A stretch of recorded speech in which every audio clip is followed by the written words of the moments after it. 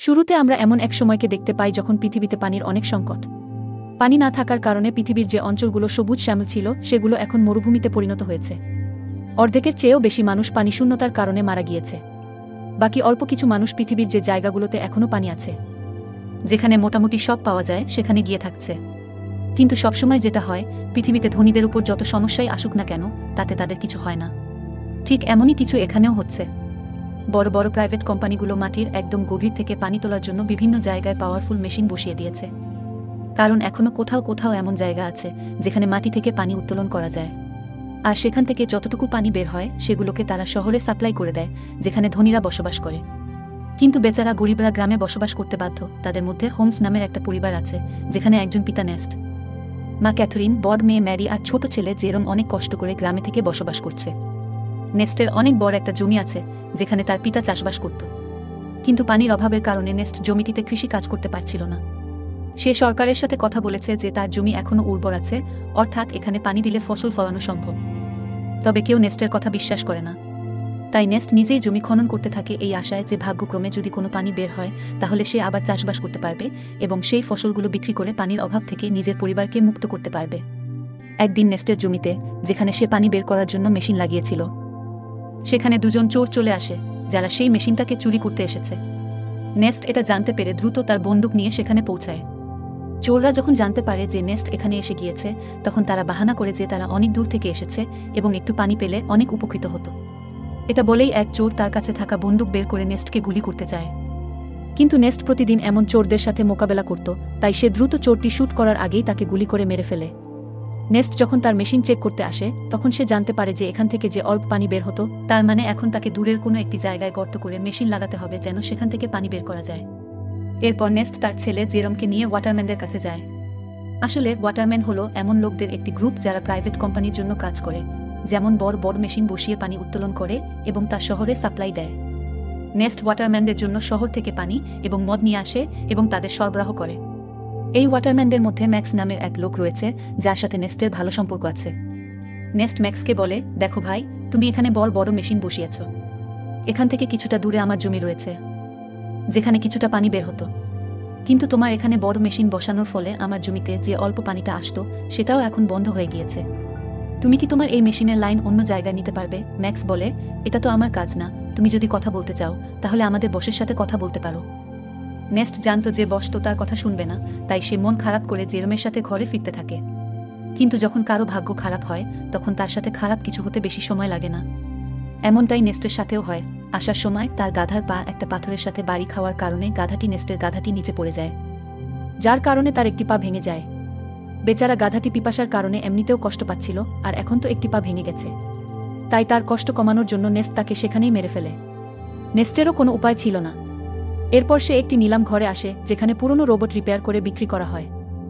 Nest এমন একটি robot কিনতে এসেছিল যেন সে সামনে থেকে ডেলিভারির কাজগুলো করতে পারে। এখানে নিলামে ফ্লেম নামের এক ছেলে রোবটের জন্য বিট করতে আসে, কিন্তু শেষ পর্যন্ত নেস্ট সেই রোবটটি পেয়ে যায়, যেটাতে নেস্ট আর জেরম অনেক খুশি ছিল যে যাক, কোনো কাজের একটা জিনিস হাতে এসেছে। এরপর তারা হাসপাতালে আসে, যেখানে ক্যাথরিন থাকে, যে কিছু সময় আগে একটি দুর্ঘটনার শিকার হয়েছিল, যার কারণে সে হাঁটতে পারছিল না। তাই হাসপাতালে অয়ার সাহায্যে ক্যাথরিনকে রাখা হয়েছে। অয়ার মানে যেগুলো ক্যাথরিনকে হাঁটতে সাহায্য করে। এখন যেহেতু নেস্টারের কাছে টাকা নেই যে সে অয়ার টেকনোলজি ঘরে নিয়ে আসে, তাই সে এবং তার পরিবারের সবাই ক্যাথরিনকে হাসপাতালে দেখতে আসে। হাসপাতাল থেকে বের হয়ে নেস্টারের সাথে দেখা হয় রবি নামের এক ছেলের, যে নেস্টারের ভালো বন্ধু ছিল। রবির থাকার কোনো ঘর ছিল না এবং সে মানসিকভাবে দুর্বল ছিল। তাই নেস্ট তার কাছে যেটুকু পানি ছিল সে রবি আর তার পরিবারকে সেগুলো দিয়ে দেয়া। কারণ যদিও তার কাছে পানির অনেক অভাব, কিন্তু তার মন অনেক বড় ছিল। এখন নেস্ট সেখান থেকে যখনই ঘরে ফিরে আসে, তখন তার কাছে ফ্লেম পৌঁছায় আর বলে, তোমার রোবটটা আমাকে একটু দাও, আমার কিছু গুরুত্বপূর্ণ কাজ আছে। তবে নেস্ট জানতো ফ্লেম একটা বদমাশ ছেলে, সে রোবট ফিরিয়ে দেওয়ার সময় অনেক নাটক করবে, তাই নেস্ট রোবট দিতে সাফ মানা করে দেয়। এছাড়া এখানে বলে দিই, ফ্লেমের সাথে নেস্টের মেয়ে ম্যারির চক্কর চলছে। নেস্ট অনেকবার ম্যারিকে বোঝায় যে সে যেন ফ্লেম থেকে দূরে থাকে, সে ভালো ছেলে না। কিন্তু ম্যারি জীবনে কোনো ছ্যাঁকা না খাওয়ার কারণে সে নেস্টের কথায় রাজি হয় না, বরং সে ফ্লেমের কারণে তার পিতাকে ঘৃণা করে। এখন মা বাবার কথা না শোনার কারণে ম্যারির সাথে খারাপ কিছু ঘটতে চলেছে কিনা তা আমরা সামনে জানতে পারব। এরপরে দিন নেস্ট আরেকটি জায়গায় গর্ত খুঁজছিল যেন সে সেখান থেকে পানি পায়, কিন্তু বড় মেশিনের পাইপলাইনের কারণে আশেপাশের সব এলাকা শুকিয়ে রয়েছে। তাই নেস্ট এখানেও নিরাশ হয়। নেস্ট গর্ত ঘোরার সময় সে জেরোমের সাথে কথা বলছিল। সে বলে, আমি যখন শহরে গিয়েছিলাম তখন সেখানে আমি একটা মেয়েকে দেখেছিলাম যার চুল তো ছোট, কিন্তু দেখতে খুব সুন্দর। এখন তুমি বড় হয়ে গেছো, তুমি বলো তার সাথে তোমার ফিক্স করিয়ে দিই না। জানি না এমন অবস্থায় আমরা আর কতদিন বেঁচে থাকতে পারব। তাই আমাদের কাছে যত সময় আছে সেগুলোকে আমাদের ভালোভাবে কাটানো উচিত। আর এভাবে নেস্ট আর তার ছেলে কথাবার্তি বলে ভালো সময় কাটায়। এরপর নেস্ট যখনই ঘরে আসে তখন ম্যারি বলে, আমার টাকা চাই বাবা, আমি ফ্লেমের সাথে যাচ্ছি, আমার এখানে দম বন্ধ হয়ে যাচ্ছে। নেস্ট বলে, দম বন্ধ হয়ে যাচ্ছে মানে?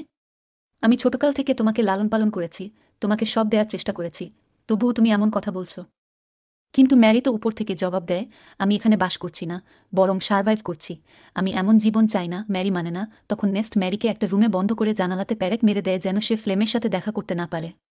এরপর নেস্ট যখনই সাপ্লাই দেওয়ার জন্য শহরে যাচ্ছিল তখনই সে জানতে পারে তাদের গ্যারেজ থেকে রোবট গায়েব। এটা দেখে তার অবস্থা খারাপ হয়ে যায়। সে টেনশন করতে থাকে, সে বুঝতে পারে এই কাজটা ফ্লেম ছাড়া আর কেউ করতে পারে না। তাই সে সেখান থেকে দ্রুত ওয়াটারম্যানের কাছে আসে যেন তাদের জিজ্ঞাসা করতে পারে যে ফ্লেম এখানে এসেছে কিনা। কিন্তু তখনই ম্যাক্স আর বাকি ওয়াটারম্যানরা মিলে তার উপর আক্রমণ করে দেয়। সবাই মিলে তাকে মারধর করতে থাকে। তাদের কথা অনুযায়ী, তুমি আমাদের সাপ্লাই চুরি করেছ, যেটা আমাদের কষ্ট অর্জিত ছিল সেটা হয়তো তুমি অন্য কোথাও বিক্রি করে দিয়েছ। নেস্ট বলে, আর এটা কি বলছো? আমি তো নিজে জিজ্ঞেস করতে এসেছি যে ফ্লেম আমার রোবট এখানে নিয়ে এসেছে কিনা, কিন্তু উল্টো তোমরা আমাকেই মারছ। নেস্ট বুঝতে পারে অবশ্যই ফ্লেম নেস্টের বদলে সাপ্লাই নিয়ে নিয়েছে আর সেটা ওয়াটারম্যানদের দেয়ার বদলে চুরি করে অন্য কোথাও নিয়ে গিয়েছে। তাই নেস্ট যেমনি করে ওয়াটারম্যানদের থেকে নিজেকে ছাড়িয়ে ফ্লেমকে খুঁজতে থাকে। বেশ কিছুক্ষণ খোঁজার পর সে ফ্লেমকে পেয়ে যায় এবং নেস্টের সন্দেহ সঠিক ছিল, ফ্লেমই সাপ্লাই চুরি করেছে আর সেটা সে আরামে খাচ্ছিল। তাই নেস্ট গান পয়েন্ট করে ফ্লেমকে ভয় লাগায় আর তাকে ওয়াটারম্যানের কাছে নিয়ে যেতে থাকে, এটা বলার জন্য যে সাপ্লাই আমি নয় বরং ফ্লেম চুরি করেছে। কিন্তু হাঁটতে হাঁটতে তারা অনেক ক্লান্ত হয়ে যায়। বিশেষ করে নেস্ট, তার পানীয় শেষ হয়ে গিয়েছে। তাই ফ্লেম তাকে লোভ দেখায়, আমি সাপ্লাই থেকে কিছু মদ খেয়ে ফেলেছিলাম, এখন অল্প কিছু মদ বাকি আছে। বলতো আমরা সেগুলোকে অর্ধেক করে খেয়ে ফেলি। ওয়াটারম্যানরা সর্বোচ্চ হয়তো আমাদের মারবে, কিন্তু যদি আমরা এখানে কিছু পান না করি তাহলে আমরা অবশ্যই মারা যাব। এতে নেস্ট রাজি হয়, কিন্তু যখনই সে ফ্লেমকে রশি থেকে মুক্ত করে তখন ফ্লেম তাকেই হামলা করে বসে। বেচারা নেস্ট আগে থেকেই অনেক তৃষ্ণার্ত ছিল আর এখন মার খাওয়ার কারণে তার অনেক রক্তক্ষরণ হতে থাকে। এরপর ফ্লেম জোর করে সব মদগুলো নেস্টের মুখে ঢেলে দেয় যেন ওয়াটারম্যান যখন তাকে দেখবে তখন তাদের বিশ্বাস হয়ে যায় যে নেস্ট সাপ্লাই চুরি করেছে আর সেই তাদের মদ খেয়ে ফেলেছে। এছাড়াও ফ্লেম নেস্টকে মেরে মেরে রোবটের সাথেই বেঁধে দেয় যেন সব কিছু পুড়ে যায়। তবে বুঝতে পারে রোবট আউট অফ কন্ট্রোল হয়ে নেস্টকে আক্রমণ করেছে, যার ফলে তার মৃত্যু হয়ে যায়। আর এটাই বেচারা নেস্ট মারা যায় আর সবার কাছে লাগছিল রোবটি নেস্টের প্রাণ নিয়েছে। এরপর দেখা যায় জেরোম তার পিতাকে হারানোর পর মন খারাপ করে বসে থাকে। সেসব রাগ রোবটের উপর ঢেলে সেটাকে ভাঙার চেষ্টা করে, কারণ সে বিশ্বাস করছে রোবটি তার পিতার প্রাণ নিয়েছে। তখন ফ্লেম জেরোমকে এসে বলে, রোবট ভেঙে কি লাভ, এটা সামনে গিয়ে আমাদেরই কাজে আসবে, তাই এটাকে ভাঙিও না। চিন্তা করো না, আমি আছি তো, আমি তোমার পরিবারকে সামলাবো, তোমার ও মেয়ের ভালো খেয়াল রাখবো। এরপর দেখা যায় ফ্লেম ম্যাক্সের কাছে আসে আর বলে, আমি একটা পাইপের লাইন চাই যেন এটার সাহায্যে আমি নেস্টের জমিতে চাষ করতে পারি। সে ম্যাক্সকে একটা ছুরি দেখিয়ে বলে, এই ছুরিটার কথা মনে আছে তো? সেদিন যখন তোমরা সাপ্লাইয়ের জন্য নেস্টের উপর হামলা করেছিলে তখন নেস্ট তোমার থেকে এই ছুরিটা নিয়ে ফেলেছিল আর আমি এই ছুরিটা তার বডির পাশে পেয়েছি, যেখানে তোমার নামটাও লেখা আছে। সাথে সবাই জানে তোমার এবং তার সাথে লড়াই হয়েছিল। তাহলে আমি ভাবছিলাম কি, আমি সবাইকে এটা বলে দিই যে লড়াইয়ের সময় ম্যাক্স যখন নেস্টকে মারতে পারেনি তখন সে পরের সুযোগ পেয়ে নেস্টকে মেরে দেয় আর দোষ দিয়ে দেয় রোবটের উপর। এটা শুনে ম্যাক্স ভয় পেয়ে যায় আর ফ্ল্যামের কথায় রাজি হয়ে কোম্পানি থেকে লুকিয়ে একটা সিক্রেট পাইপলাইন নেস্টের জমিতে দিয়ে দেয়, যার ফলে সেই জমিটি পানি পেতে শুরু করে। সবাই অনেক খুশি ছিল যে এখানে আবার চাষ হচ্ছে। ফ্ল্যাম প্রতিদিন লাঙ্গল চালায় যেন ফসল ফলাতে পারে, আর দেখতে দেখতে তার পরিশ্রমেরও ফল পাওয়া যায়, অর্থাৎ ক্ষেতের সব দিকে ফসল ফলতে শুরু করে, যেগুলো দেখে জেরোম আর বাকিরা অনেক খুশি ছিল। সাথে ফ্লেম আর ম্যারি রিলেশনশিপ ছিল, যার পরে তাদের বিয়ে হয়ে যায়। বিয়ের পর ফ্ল্যাম অনেক খুশি ছিল আর সে ভাবছিল যে এই সব কিছু নেস্টের ছিল। আজ যদি সে বেঁচে থাকত তাহলে না তো তার সাথে ম্যারির বিয়ে হতো আর না তো সে এই জমি পেত। নেস্টের মারা যাওয়ার পর সে সবকিছু নিজের করে নিয়েছে। কিছুদিন পর দেখা যায় ব্যাংক থেকে কিছু কর্মচারী আসে, যাদের কথা শুনে ফ্লেমের পায়ের তলার মাটি সরে যায়। ব্যাংকের কর্মচারীরা বলে, জমিতে তোমার ফসল ফুলেছে, সেই জমিটাকে নেস্ট বন্ধ করে রেখেছিল, সেটা তো তোমার না, তাই এই জমিটা ব্যাংকের হলো, আর এখানে যে ফসল ফলেছে সেটাও ব্যাংকের কাছে যাবে। ফ্ল্যাম বলে, না, এ কথাটা তোমাদের ফসল ফলার আগে বলা উচিত ছিল, তুমি যদি প্রথমে বলে দিতে তাহলে আমি আরেকটি জমি দেখে নিতাম। কিন্তু ব্যাংকের কর্মকর্তারা তার কথা শোনে না আর বলে, 1 সপ্তাহের মধ্যে টাকা দিতে না পারলে এই জমিটা তুমি ভুলে যাও, এটা বলে তারা চলে যায়। ফ্ল্যাম অনেক চিন্তিত হয়ে পড়ে যে নেস্টো আমাকে বোকা বানিয়ে দিয়েছে, ভিখারি কোথাকার, জমিন পর্যন্ত বন্ধক রেখেছে। এখন টাকা কোথা থেকে আসবে? ফ্ল্যাম একটা পথ খুঁজে পায়। তা হচ্ছে তাদের রোবটকে বিক্রি করে দেওয়া, আর সে সেটাই করে। সে নেস্টের রোবটটিকে গাড়িতে তোলে আর জেরোমকে বলে, আমি রোবটকে বিক্রি করতে যাচ্ছি, যেন ওইখান থেকে পাওয়া টাকাগুলো দিয়ে আমি ব্যাংকের ঋণ পরিশোধ করতে পারি। তবে ফ্ল্যাম তো কোনো ভালো ছেলে ছিল না। সে রবির কাছে আসে আর তাকে বলে, তুমি আমার সাথে আসো, আমি তোমার জন্য খাবার পানির ব্যবস্থা করছি। এটা শুনে বেচারা রবি নিজের বাচ্চাকে নিয়ে ফ্লেমের সাথে চলে যায় আর তার স্ত্রীকে সেই জায়গা রেখে যায়। কিন্তু ফ্লেম একটি সময় রবির বাচ্চাটাকে বেছে ফেলে, যেখান থেকে পাওয়া টাকাগুলো সে ব্যাংকে দিয়ে দিবে। এখন এটার খবর যখনই রবির কাছে আসে, তখন সে ফ্লেমের সাথে ঝগড়া করতে থাকে। কিন্তু ফ্লেম যেখানে বাচ্চাটাকে বিক্রি করেছিল সেখানে ঝগড়া করার কোনো নিয়ম ছিল না। আর বাচ্চা হয়ে গিয়েছে মানে চুক্তি আর ভঙ্গ হবে না, তাই সে খারাপ লোকরা রবিকে গুলি করে মেরে ফেলে। তারা ফ্ল্যামকেও গুলি করার চেষ্টা করে, কারণ তাদের তো এতক্ষণ মনে হয়েছিল ফ্ল্যাম রবির পারমিশন নিয়েই তার বাচ্চাকে বিক্রি করেছে। ফ্ল্যাম কোনোমতে দৌড়ে সেখান থেকে প্রাণ নিয়ে বেঁচে ফিরে। সে রোবটটাকে সেখানেই ফেলে আসে, কারণ তাকে জেরমকে তো বলতে হবে যে টাকা বাচ্চাকে বেঁচে নয়, বরং রোবটকে বেঁচে এসেছে। নেস্ট এমনিতে তো ম্যারিকে ফ্লেমের সাথে যেতে মানা করেনি। যাই হোক, এরপর দেখা যায় ব্যাংকের ঋণ পরিশোধ করার পর ফ্লেম জমিটা আবার পেয়ে যায়। ওদিকে রোবটটি হেঁটে হেঁটে তার আসল মালিকের কাছে যেতে থাকে, কারণ যখন সে বদমাশরা ফ্ল্যামকে শ্যুট করছিল তখন কিছু গুলি রোবটটির দেহেও লেগে যায়, যেটাতে রোবটের ডিফল্ট সেটিং অন হয়ে যায়। এই জন্যই সে তার আসল মালিকের কাছে ফিরে যেতে থাকে, যে কিনা শহরে থাকে। মালিকের নাম হচ্ছে কেলভিন। সে যখনই রোবটটিকে দেখে তখন সে অবাক হয়ে যায়, কার রোবট আবার ফিরে এসেছে। রোবটের গায়ে নেস্টারের নাম লেখা ছিল, তাই কেলভিন রেডিওর সাহায্যে নেস্টারের সাথে যোগাযোগ করার চেষ্টা করে যেন সে এখানে এসে নিজের রোবটকে নিয়ে যায়। কিন্তু জেরম যখনই রেডিও অন করে তখন সে অবাক হয়ে যায় যে ফ্লেম তো বলেছিল সে রোবটকে বিক্রি করে দিয়েছে। এখন এই কেলভিন নামের লোকটা বলছে রোবট তার কাছে। তাই সে সিদ্ধান্ত নেয়, কেলভিন যখন রোবট ফিরিয়ে দিতে চায় তাহলে সে নিজে গিয়ে সেটি নিয়ে আসবে। সেদিন জেরম রবির স্ত্রীকে দেখতে পায়, যে কিনা রবি ও তার বাচ্চা ফিরে না আসায় হতবাক হয়ে আছে। এখন সে একটা পুতুল নিয়ে তার বাচ্চা ফিরে আসার অপেক্ষা করছে। ফ্ল্যাম এসে তাকে সেখান থেকে নিয়ে যায়। এই জিনিসটা দেখে জেরমের সন্দেহ হয়, কিছু একটা তো হয়েছে যেটা ফ্ল্যাম লুকাচ্ছে। যাই হোক, এর পরের দিন সে শহরে যাওয়ার উদ্দেশ্যে বেরিয়ে পড়ে, তবে শহরের বর্ডারে তার বয়স 8 বছরের নিচে হওয়ার কারণে গার্ডরা তাকে শহরে যেতে দেয় না। তখনই সেখানে একটা মেয়ে আসে যার নাম আনা, যে কিনা এখানে গোপনে মানুষদের পাচার করার কাজ করছে। তাই সে জেরোমকে বলে, আমার সাথে চলো, আমি তোমাকে শহরে পাঠাতে পারবো, সেটাও কম টাকায়। জেরোম যখনই আনাকে দেখে তখন সে অবাক হয়ে যায়, কারণ আনা হুবহু সেই রকম যেমনটা নেস্ট তাকে বলেছিল। সেই ছোট চুলওয়ালা মেয়েটির ব্যাপারে নেস্ট যে বলেছিল। সে মনে করে এটাই সেই মেয়ে। জেরোম তাকে নেস্টের ব্যাপারে জিজ্ঞেস করে, কিন্তু আনা তো নেস্টকে চিনে না। তাই জেরোম আর কিছু বলে না। না।